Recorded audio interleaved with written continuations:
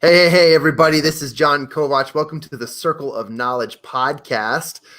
We are super excited to talk to today's guest. And I'm really excited because I've gotten to know this person just this over the last year, since January of this year. And up to this point, we've had many exchanges and some great conversations. The opportunity to interview and introduce this individual on a really well-known stage, the Habitude Warrior stage. And I want to give a quick shout out to Eric Swanson for allowing me the opportunity to introduce and become acquainted with and friends with Dr. Steve Taubman, author of the book Bulletproof. How are you doing today, Dr. Steve Taubman? Thanks. And yep, shout out to Eric. Thank you so much for putting us all together. And he's assembled quite the community. I'm really excited about it. He really has. And, that's what's attracted to me to the Habitude Warrior family, really, because, we were in Houston right before the world shut down. And that was this February. And even then, a room full of, 200 strangers, and you feel like family when you walk home. It was really cool. Absolutely. Yeah. And I want to begin by sharing with my listeners a little bit about how I met you. So I got to know Steve as we were preparing for the Habitude Warrior conference in Houston, Texas, this past February 2020. And I was a new MC. I was MCing for the Habitude Warrior community. I was kind of learning under the reins of some of our expert MCs. I typically get to speak on stages, but Eric and I had decided on an idea that would allow me to MC and get to know his speakers and get to know his family. And that was a really good opportunity for me. So here I am learning everyone's names, trying to learn everyone. And Dr. Steve Taubman is one of Eric's great friends. And he's also, one of the trusted partners and helped fill that room. He's an amazing salesperson in that regard. And it was awesome because Steve run in the room. Like most of the people there were because of Steve. And as we're sitting there, I'm realizing how important this guy is. And then we're standing there on stage and I make a bold move. And I said, look, we got to move the schedule along. I'm going to introduce the next person. Totally skipped over Dr. Steve Taubman's name. And we announced the next person who was 5 minutes early. And then they came up on stage, did their 15-minute reel. And then we got up on stage, and then I had the opportunity, an awesome, exciting example of being able to share with people a quick introduction for Dr. Steve Taubman. And he came onto the stage, and he rocked it, and he killed it, and it was awesome. And I just remembered that because you probably don't remember that, but I do. It was a unique position I had, and I was grateful for the learning opportunity. Made a mistake right in the first few minutes of my MCing career, but I loved it because I got to see people like Steve who are expert authors, incredible speakers, awesome leaders. They know their stuff and they're flexible. They jump on stage and they can do their thing, and they do it probably better than if I had just followed the schedule anyways. So that was kind of the background of how I got to meet and really get to know Steve. And I appreciate your patience and your awesome energy. And anyways, without any further ado, I want to tee the ball off to you, Steve, and give you an opportunity to talk about your background before we dive into some concepts and some stuff on your book and talk about some knowledge. Well, if it's okay with you, just to kind of dovetail off what you just said, I didn't remember it until you said it. And then I recall that experience, and I recall you being a little nervous about having like blown it, so to speak. But what I got out of that whole experience was you're great at what you do. You've just got a great demeanor. You were really, you handled the situation really well with lots of, love and dignity, and you didn't fall into that, play like shame spiral that some people go into when they screw something up. And, I'd like to think I might've had something to do with that by not being a jerk about it. But, for all of us, I think it's great as we start becoming more and more comfortable with making mistakes, right? Isn't that that's one of the things I like to talk about is, how do you maintain an even keel? Well, part of it is don't try to be perfect, maintain a sense of humor about your imperfections. So, yeah. So anyway, so you wanted to hear a little bit about my please tell us a little bit about your backstory. So I was a chiropractic physician. I had one of the largest chiropractic sports medicine practices in the nation. But when I finally decided it was time to try something new, and, I think most people, they get into something and they get successful at it. They assume they've got to keep doing it for the rest of their lives. Right. So that their job, their career, their identity then defines them versus them defining it.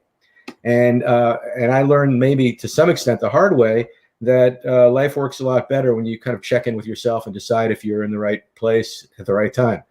So it turned out I wasn't. It turned out that as much as I was financially successful and I was doing some good work, I wasn't fulfilled. And I lost my mojo for being a chiropractor. And I tried to get it back. And eventually I hit a point in my career where everything I did to try to like climb back up the hill was just, scrambling. And there was a moment where I was I was in a chiropractic seminar. It was like a habitude warrior for chiropractors, motivating speakers, some of the same people we have on our stages. We got a guy up there by the name of Joe Felicia, who is a great motivational speaker. Okay. And he's talking about how great it is to be a chiropractor. And, we all should be so proud and happy and excited. And I wasn't, and I wished I was, I tried to be, but I wasn't. And so at the time, this was back in 1995, I think, before we had the internet or anything, and I had a magazine with me in the back, and I was sitting in the back of the room, which I never used to do, right? I was the front of the room guy. And I pulled up the chiropractic magazine, and in the back, I found an ad for a company that evaluates practices to sell. And I got up in the middle of the seminar and I walked out to a payphone. Again, no cell phones really. And I called this company and I said, I'm selling my practice. And it was just like, that's it, I'm out of here. And it happened that quick. The process then had to take a year to unfold, but the decision was instantaneous. It was like, when you get that in your gut. So then my life got really interesting. And I traveled. I spent a year. At first I spent a few months in Guatemala and Honduras and El Salvador. And then, I kind of worked on myself and kind of introspected about what's next in my life. Had a lot of amazing, magical experiences that if we had time for, I'd tell you those stories. And then I hopped in my plane. I was a private pilot, and I hopped in my plane and traveled all around the country for several more months. And then I took an interest in hypnosis.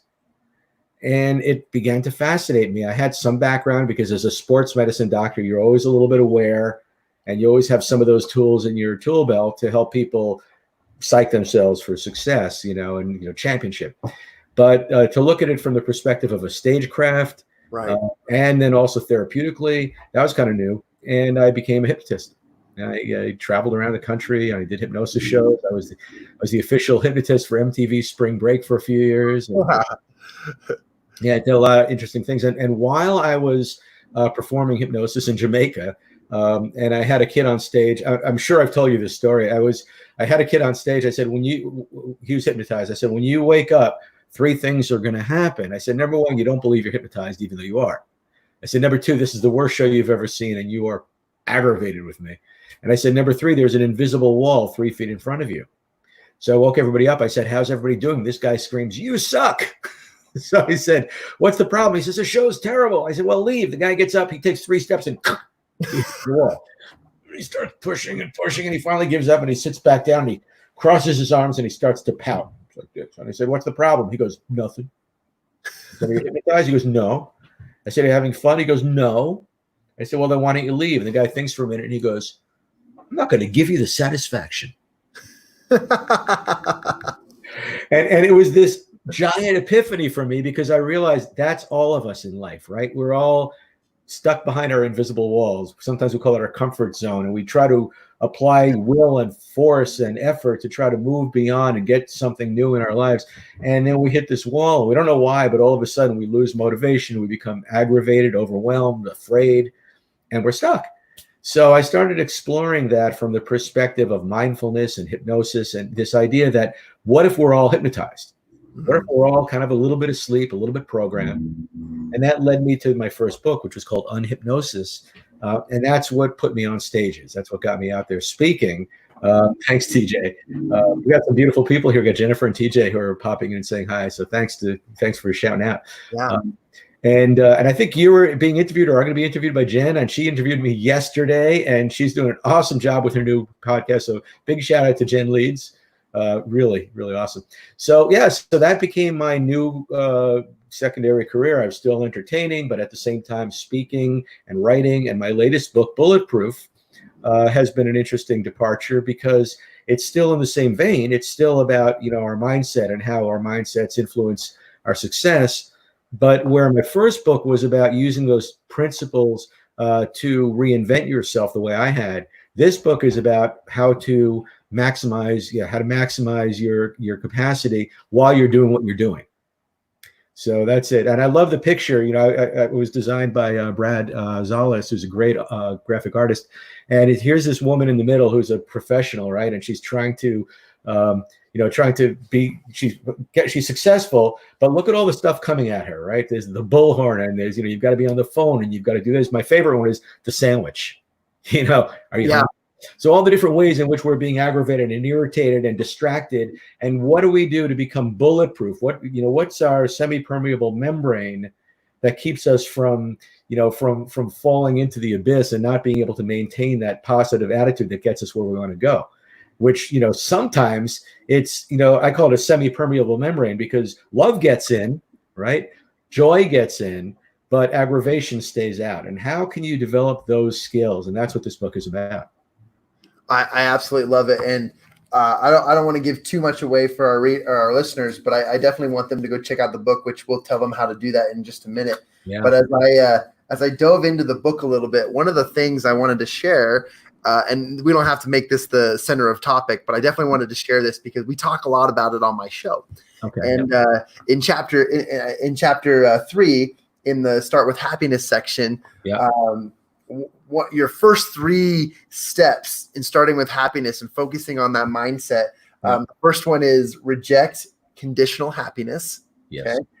And then the second one is express gratitude. And the third, but there's more points, so listeners, go get the book and read more, is take care of yourself. And these are three aspects that we talk a lot about on the Circle of Knowledge, just by nature, because there's a lot of people talk about, what are the things that you need to do to achieve higher levels of success. And a lot of it's just take care of yourself and don't accept conditional happiness, can accept abundance of happiness. So I wanted to lead in with that. And I love that part. And I can't wait to finish that chapter as I'm reading the book currently. And, and then shout out to Jennifer Leeds too, who I just finished her book last night. So finishing that up so I can get through all these. But I absolutely love that. Thank you for sharing your story. Thank you for sharing a little bit about Bulletproof. And I'd love to know what's in the works right now. What's going on in Steve Taubman's world?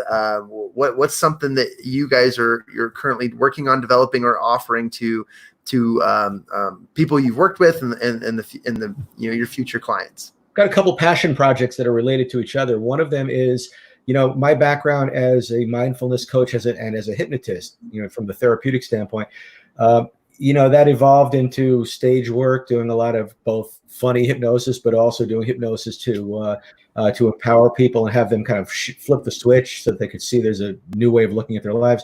But hypnosis is also a great one-on-one modality. You could use it to help people quit smoking, lose weight, get rid of a habit or a fear or a phobia. And it also so happens that hypnosis is particularly in conjunction with NLP, which is neuro-linguistic programming. It's a kind of a language pattern approach that's associated with hypnosis, and mindfulness. Those tools are really helpful for shifting your through the power of suggestion, shifting your mindset so that your immune system can actually function better, which is amazing. So there's 45 years of very, very compelling studies about this. It's called psychoneuroimmunology. Wow. So psychoneuroimmunology, how does your thoughts affect your nervous system, in turn affect your immunological system? And we know now, we understand the neural pathways that happen and why it is that certain thoughts will create cortisol release and others will cause a release of serotonin, and what that will then do to the at the nerve endings where the immune cells live, and what kind of cells are being produced and what kind of cytokines are those cells releasing, and are they pro-inflammatory or anti-inflammatory? Are they causing excess tissue growth? So let me give you an example of a few things that hypnosis has a high success rate with. Okay. Psoriasis. Really? Yeah, who'd think it, right? It's like, what does my brain have to do with my skin? Everything. Okay. So psoriasis, eczema, asthma, some aspects of diabetes, sometimes reversing it, sometimes just helping with the peripheral blood flow. We also know that your autonomic nervous system is under the control of your brain, even though under the control of your conscious brain, not just your unconscious. We always assumed that all the autonomic functions, the beating of your heart, the way blood is dispersed throughout your body. Well, that's all automatic. It's all autonomic. It's all involuntary. But it turns out that you could direct your attention to different limbs. You can make one limb hotter than the other. You can make your heart go faster or slower if you know how, if you've been trained, right? So anyway, so psychoneuroimmunology, what I'm doing right now is I'm offering one-on-one therapy sessions with people and helping them with chronic pain, disease, the secondary effect from diseases. I worked with a woman who's got has coughing fits. I've got somebody else who's got menstrual issues, and there's all these different things for which hypnosis can be a really valuable tool. So that's the first passion project, and I've got a website for it called Suggestion Healing. Okay.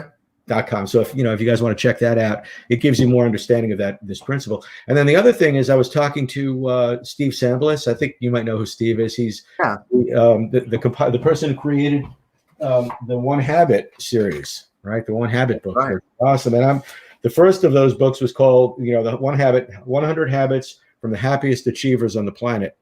And apparently I'm one of them. I didn't realize I was one of the happiest achievers on the planet. Hey, I believe I'm in the book. So anyway, that's becoming like a series, just like Chicken Soup for the Soul, right? It's a great series because they're short chapters, they're inspiring, they're wonderful, and you've got like dozens of great writers, contributors.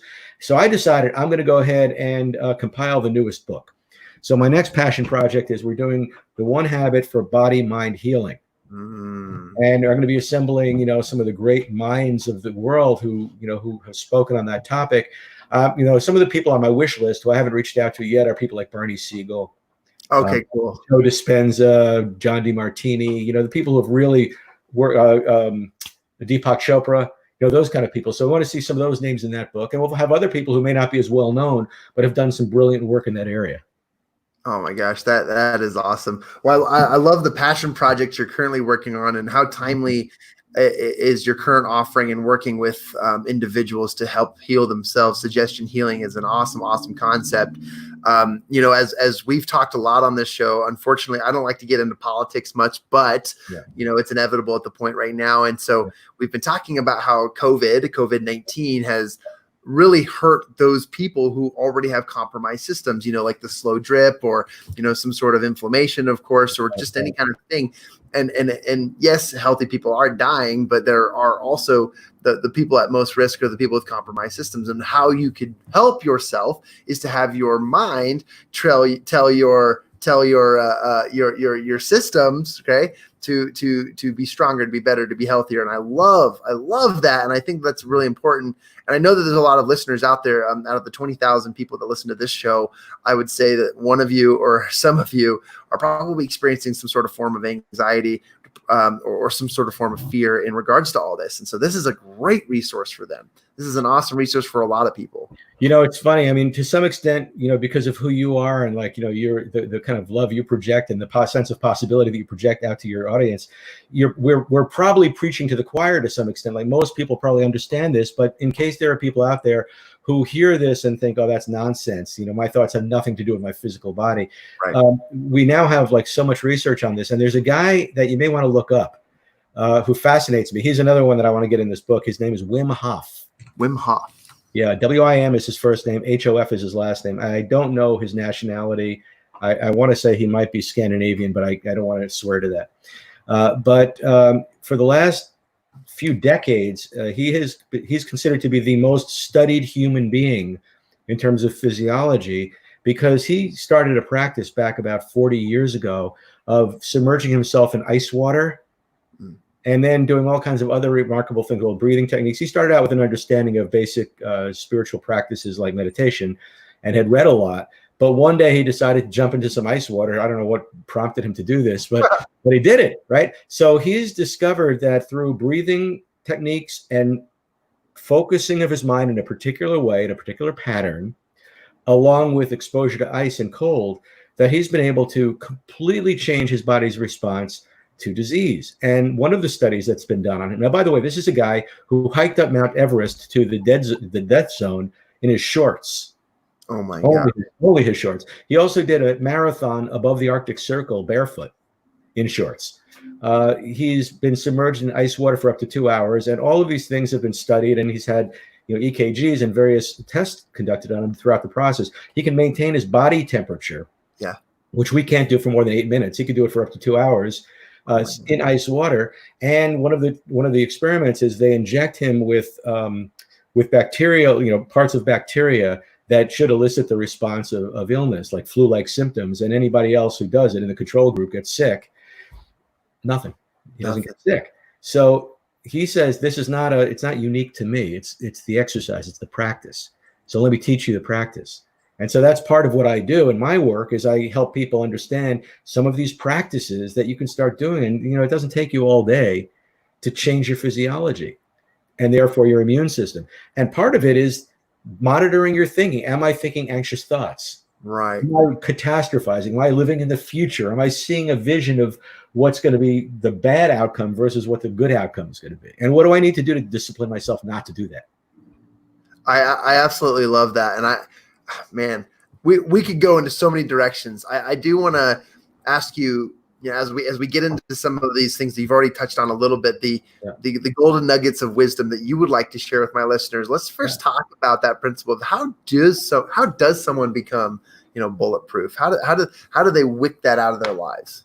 So, of course, the book, if you want to really kind of learn and then study and then practice the principles and the steps, there are 5 overarching principles, and each of them has practices. There are things you do for each of these. So the first one is start with happiness as the intention, not start with happiness as in, I'm put on a happy face. What we're talking about is be aware of where you are in regard to happiness, and don't, as you said, reject conditional happiness. Don't think that if you're not happy, you're going to be happy once you get the new car.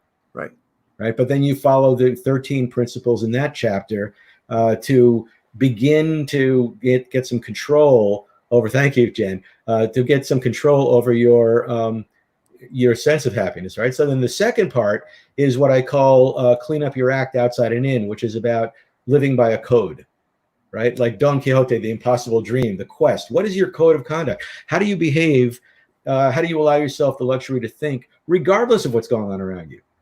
Are you disciplined or are you undisciplined? If you're disciplined, then stuff happens and you say, I might want to feel this way, or I might want to strike out in this way, but I won't because I've got a code of conduct, right? And that's so important to this practice of discipline. The discipline is such an important part of the practice of Bulletproof, because if you're thrown off course by everything, then you haven't disciplined yourself. You won't do any of the other steps either, right? So the third step has to do with sharpening your focus, learning how to be present, be here now. That's where meditation or other mindfulness practices come in. Going out and just try something simple. Take a walk for 15 minutes and see if you can do it and enjoy the beauty around you without thinking, right? It's almost impossible, right? We're so undisciplined in our thinking. So just gradually developing the capacity to notice when your thinking is taking you astray and coming back. Oh yeah, wait a minute. I'm here. I'm now. It's beautiful. Look at that tree. Look at that. Feel that air. It's awesome, right? So that kind of, there are a series of practices in that chapter that discipline your mind and strengthen your ability to be here now. And you're not going to do it just by thinking it's a good idea. Right. And then we get into some of the fruits of all this work, which are the concept of leaning in, which means, what do you do when something aggravating happens, or when, you feel triggered in some way? Do you run from it? Do you go into fight or flight? Do you go into your head and try to figure out what you're going to say to that person to show that you're right and they're wrong? Or do you notice that you just got triggered and you say, interesting. I guess I better sit quietly and let myself feel these feelings until they dissolve, right? It's a different reality regarding upset. Right. And again, that's great for being bulletproof, because if something happens and you go into reaction, well, then you're basically spinning deeper into it.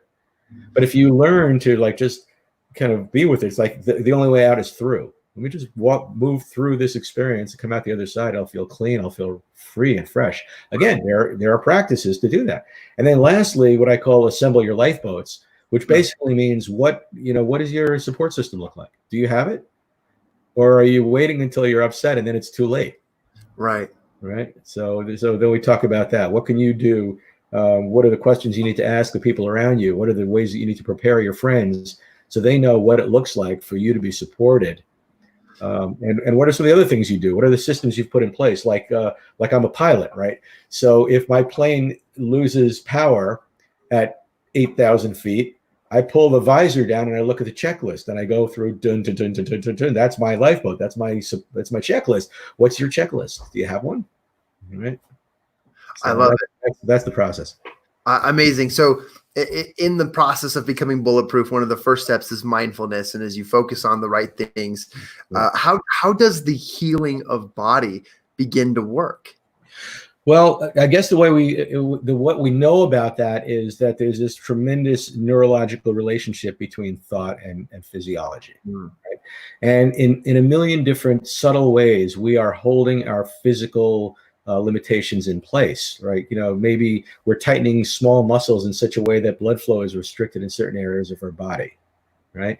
Maybe we're restricting our breath because what happens when you're anxious is you don't get that feeling of being short of breath. You can't get the breath in. You can't get enough air. Well, that oxygen is hugely important to your healing, right? If you could permeate your cells with enough oxygen and blow off enough carbon dioxide, there's less waste products. Your body's going to be more effective at healing itself.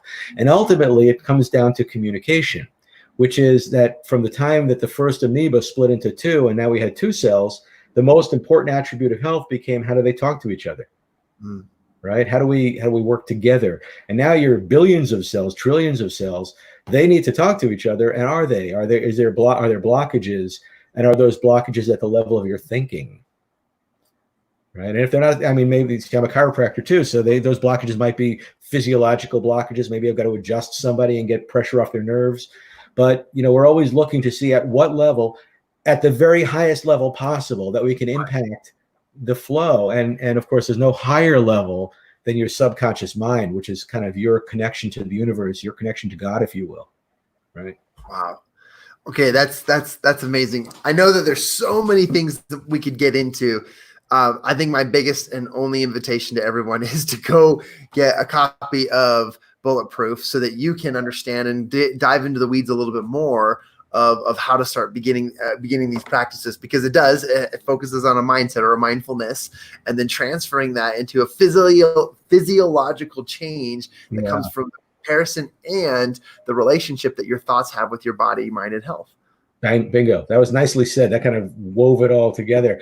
Tyson has a question. He's asking, how does one obtain this level of consciousness? Are there things we can do to assist the process or allow us to surrender to the process? And each of the steps we talked about in Bulletproof are those steps that you're asking about. And what you need to understand, Tyson, and all of us have to understand, is that the process doesn't happen overnight, which means that it's not just that that we are not going to get there as quick as we want, but the fact that we in our heads have a tendency to want things to happen overnight.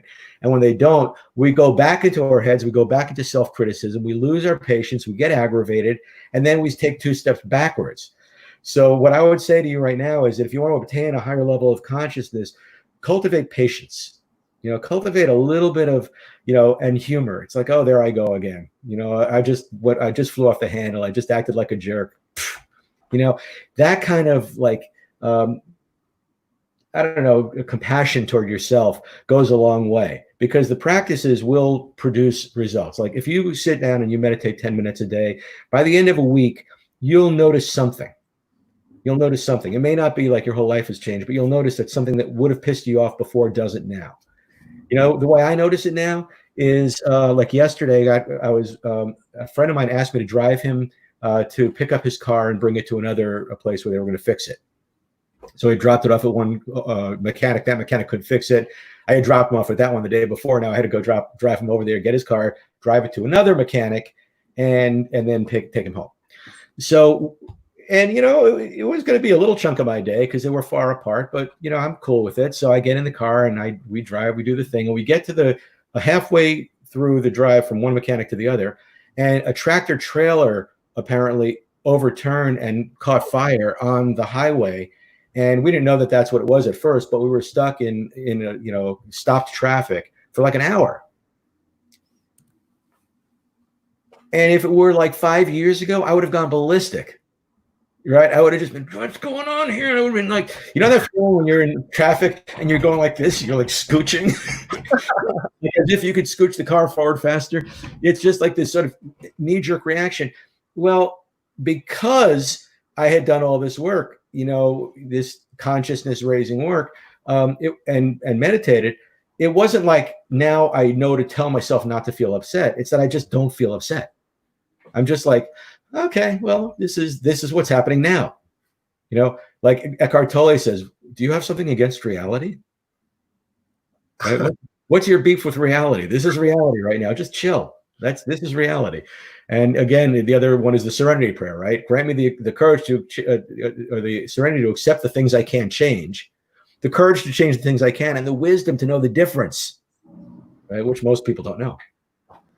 I relate with that so well. When I was an eighth grader, I was on the eighth grade football team of our junior high school. And I showed up to game day, went to the locker room only to find that all of my gear, except for my helmet and my cleats, had been stolen. And so I had to go and, get a bunch of other gear and jerseys and stuff, which caused me to be late. And one of the coaches had to personally drive me to the game. And I was so nervous and so mad and so frustrated, and traffic was just the worst. And he looked at me and he says, son, the key, this is just like a taste or an inkling of what you described, but I got this as an eighth grader. And he said, the key to being in a hurry is to not be in a hurry. And I was like, you're right. Just sitting here being mad and frustrated and hating the world about all the things that just happened to me isn't going to make it better. Why don't I just be in the present and just say, you know what? I'm not turning the emotions off to the world, but that was a huge lesson for me. So now you and I see, we can sit in traffic and just be like, well, I guess that's what we're here for, right? We're here for that today. That's funny. Yeah. It's like, so, the example you gave at the very beginning about, putting somebody else on stage before me. It's like, it had no impact on me. It was just like, I guess I'm going up later, or I'm not going up at all, or something else is going to happen. I mean, right. It's all good. And I love that you had that lesson given to you at the age of like, whatever that is, 14 years old. I wish I got that lesson at the age of 14. It would have saved me a lot of aggravation in years to come. But I'll tell you a funny story about that. I had, going back a little earlier, I had a woman working for me in my chiropractic practice years ago, who was emotionally unstable and kind of angry, and also turned out to be very dishonest. She was just not the kind of person you would want to have in your life. And when I sold my chiropractic practice, she sued me for wrongful termination, even though, I hadn't wrongfully terminated her. I'd left the practice, but she still sued me, and I still had to deal with the potential that I might lose something, because who knows how a court case is going to play out. So I was nervous and neurotic and had anguish, and I wasn't sleeping through the night, and it was hell. And then, of course, it all ended up fine. Well, then a few years later, I had some circumstances arise where I was selling my airplane, and I sold it to a guy who was supposed to, it was a check that I needed to clear before I sent him the title to the plane. Okay. And he sent, I had the check, and the bank said, yeah, the check cleared. So I released the title to him. So now he owns the plane. And then he canceled the check, which I didn't know was possible. So basically, he ripped me off for like $65,000. And I started going to the same spiral of like, oh my God, what happens if I can't reclaim this, if I can't recover it? And so at first it was really, really tense, right? It's really painful and scary. And thankfully I remembered the Jan incident from a few years earlier. And I said, I can't spend another bunch of sleepless nights until this problem resolves. I've got to be happy now. And because I'll be most effective dealing with it. So I said, the first thing I need to do, and this is one of the things in this book, is called reframing. Reframing. If you're unhappy about something, reframe it, right? Look at it from a different angle. So here's how I reframe that. I said, all right, so I'm out $65,000. Do I still have a house? Yeah. Do I still have a car? Yeah. Do I still have friends? Yeah. Am I still going to eat tomorrow? Yeah. That means that I'm a guy who could afford to lose $65,000. I felt great. I was like, yeah, that means I'm pretty affluent, man. I'm okay. And, not that it made it that much better, but it did. It really kind of helped. It made me feel from the right perspective. And these things happen all the time. I've got this woman who's been a friend and then sometimes not a friend in my life, who she's got some things going on in her life, and she borrowed a chair from me. This is about 3 or 4 weeks ago. She borrowed my desk chair. Oh, wow. And then she kind of cut off communication with me, and I can't get her to respond to me about giving my chair back. And I could feel myself getting, what do I do? Do I go and, like break into her house and steal? What do I do? Right. And then I do the work, right? Then I'm like, okay, so watch yourself, notice what's going on inside of you and how you're letting yourself be made upset by something what's the worst case scenario? What does a chair cost? Right. So that's what I did. I just said, okay, enjoy the chair. You've got a chair now. Now I'll go get a chair and I'll never have to think about it again. Yeah. Oh my gosh. These have been incredible principles, and I could listen to this all day. I really appreciate the knowledge you've shared with my listeners and the mindfulness and the teachings. And then I think naturally we covered that next segment of my podcast series, which is, the challenge we want to issue to our listeners is, practice that mindfulness. Is there anything you'd like to add to that challenge to give these guys on the path or on the road to observing that and applying, that mind-body healing? Yeah. Well, first of all, there's kind of a structure to this. So first of all, think of the whole thing as a game, right? It's all a big game. You're like a scientist in a lab doing experiments and seeing how different things work. And it makes life more interesting when you do that, right? So I wonder what happens if I treat this situation this other way instead of the way I've been treating it. So I'm going to give you an example of what you could do. And this will be the challenge, right? And understanding the background of the challenge is that you're going to be much better at the challenge if you are first doing some basic practices, do some meditating, do some, going out in nature, do something to kind of really get quiet and be present, right? Because the more you do that, the more of these challenges you'll be able to meet the challenge effectively. So here's the challenge. The next time that something upsetting happens, okay, and you are poised and ready to maybe fight or pout or whatever it is, and you find yourself going into your head about it. In other words, you're really like, you're right, they're wrong. What am I going to do to make them realize that they're idiots? When you're in that state, go back into the place of the noticing presence, the witness, right? Oh, there I go feeling that way. And here's what you're going to do instead. If it's something where, like, let's say John and I are having a fight right now, right? And I'm like, he's just irritating me. The first thing I'm going to do is I'm going to go to the bathroom, or I'm going to walk away. I'm going to get out of the situation. So these are the steps. Number one, remove yourself, right? Just far enough that you could take a few deep breaths. Or just get out of the line of fire. Number two, as quickly as possible, turn your attention from the thing that's bothering you to the feeling of being bothered. Okay, so the thing that's bothering me, I can't believe John did this. I can't believe he did that. I'm really upset with him for this. And the next time I talk to him, I'm going to do that. And then this happened, and that's me replaying. That's me telling myself the story. Now what I do is I shift my focus, and I'm like, oh, okay, I feel tense here. I feel pain in my throat here. My face is getting hot. All of my inquiry becomes what it feels like inside of me right now. All right. And then the next step is to identify all of that as if it were an entity inside of you, like a bundle that's got a size and a shape and a density and a color. So now I'm just sitting here. I'm noticing that I've got this big bundle of ick inside of me. Right. I just breathe into it softly, and I allow it to begin to change, and I watch for it to dissolve and shift. And maybe I like watch it shrink, and then I throw it away. But I work with the experience rather than the thing that caused the experience. And if you start shifting from that, what you're going to be doing is, in essence, you're going to be taking the experience of sitting by a fire, and if you keep throwing another log on the fire keeps burning, right?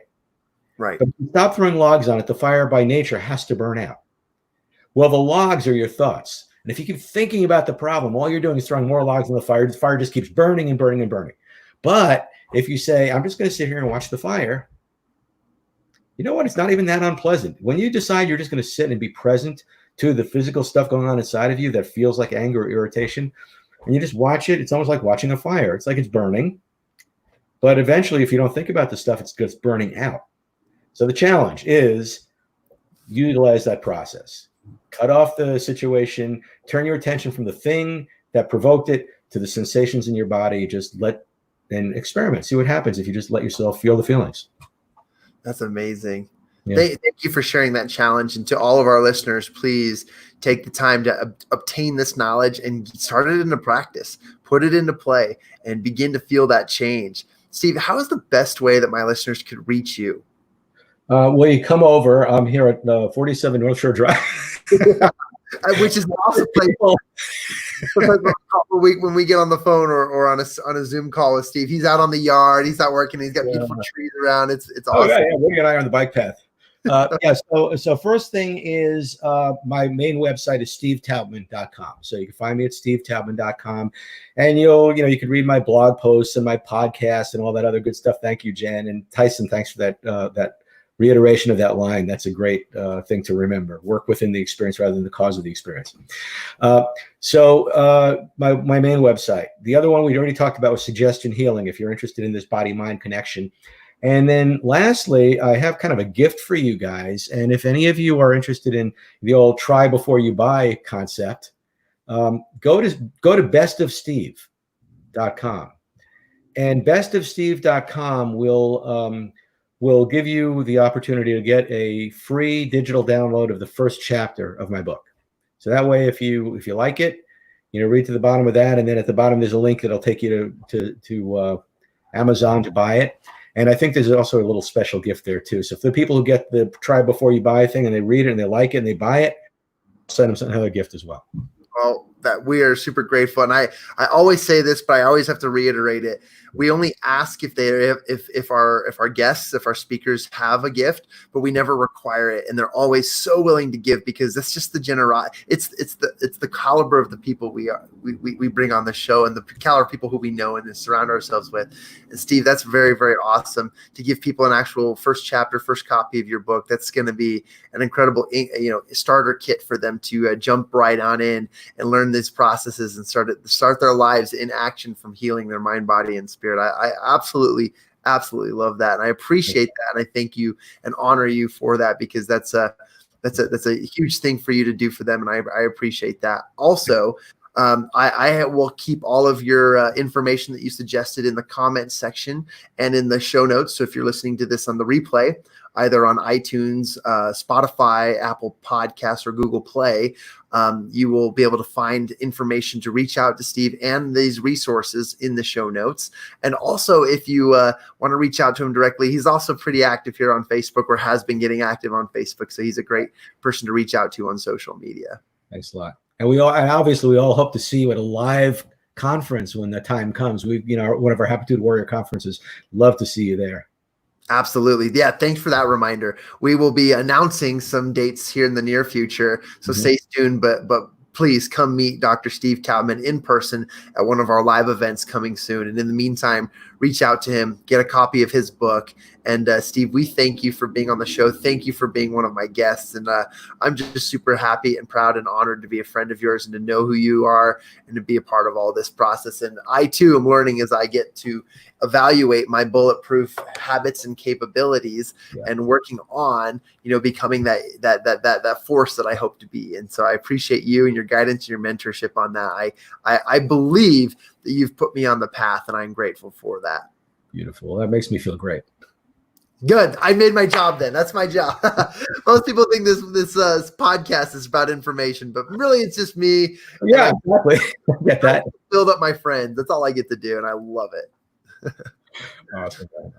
Well, Steve, thank you very much. And for all my listeners, please reach out to Steve Taubman, get a copy of his book, check it out, start the development of your mindfulness, and transfer that to body healing. And this has been another episode of the Circle of Knowledge podcast. Stay tuned, coming at you on the next day when we'll have more guests and more opportunities to apply knowledge in our lives. Thanks, Steve.